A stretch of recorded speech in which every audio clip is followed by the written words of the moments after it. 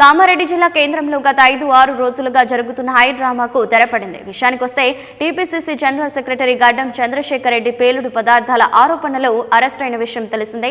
బెయిల్పై బయటకు వచ్చిన గడ్డం చంద్రశేఖర్ రెడ్డి ప్రెస్ మీట్ పెట్టి తనపై రాజకీయ కుట్ర జరిగిందని, ఎలాంటి సంబంధం లేని కేసులో తనను అరెస్ట్ చేశారని, పోలీసు ఎఫ్ఐఆర్లు చౌరస్తాలో తిరుగుతుంటే అరెస్ట్ చేశామని పోలీసులు తప్పుడు ఎఫ్ఐఆర్ నమోదు చేశారని, అసలు విషయం పోలీస్ స్టేషన్ నుంచి ఫోన్ వస్తే తనే పోలీస్ స్టేషన్ వెళ్లారని, అక్కడే వివరణ అడగ్గా ఇటు విషయానికి నాకు ఎలాంటి సంబంధం లేదని చెప్పిన తర్వాత కామారెడ్డి జిల్లా ఎస్పీ పిలుస్తున్నారని చెప్పి తీసుకువెళ్లి నిజామాబాద్ రూట్లో తీసుకెళ్లడం జరిగిందని, అప్పుడు అడగ్గా నిన్ను అరెస్ట్ చేస్తున్నామని, బాన్సువాడలో వైద్య పరీక్షలు చేసి నిజామాబాద్ జిల్లా జైల్లో ఉంచారని, నాకు ఇక బెయిల్ రాదు అని చాలా వదంతులు వచ్చినాయని, కానీ నాకు ఆ వెంచర్లో ఒక గజం జాగ కూడా నాకు లేదని, రాజకీయ కుట్రలో భాగంగా నా ఎదుగుదలను ఓర్వలేక కొందరు బడా నాయకులు నన్ను ఇరికిస్తున్నారని, ఇటు విషయాన్ని నేను కాంగ్రెస్ అధిష్టానానికి తెలియజేస్తానని, మరియు పోలీస్ సిబ్బంది ఇలా అన్యాయంగా అరెస్ట్ చేయడం ఎంతవరకు న్యాయమని, ఒక రాష్ట్ర నాయకుడికి ఇలా జరిగిందే, ఇక సామాన్యుల పరిస్థితి ఏంటి అని ఆయన ఆవేదన వ్యక్తం చేశారు.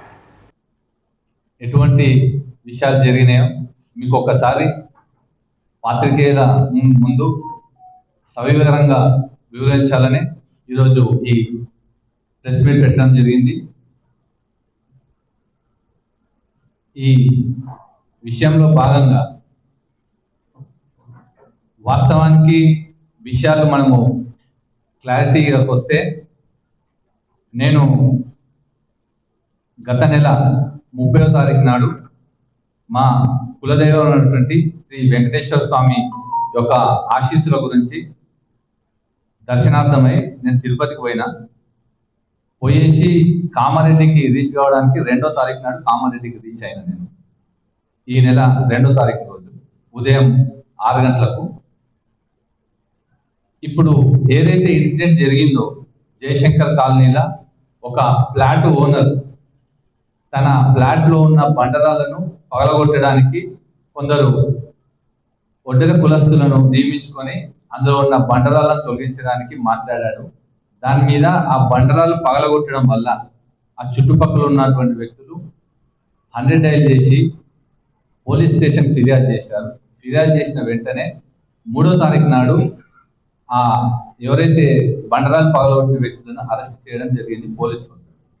ఇక్కడ వరకు జరిగిన విషయం అందరికీ తెలిసింది. తరువాత నాకు అందిన సమాచారం మేరకు మీ పేర్లు కూడా ఎఫ్ఐఆర్లో ఉన్నాయని చెప్పేసి పోలీస్ స్టేషన్ నుంచి విషయం తెలిసింది.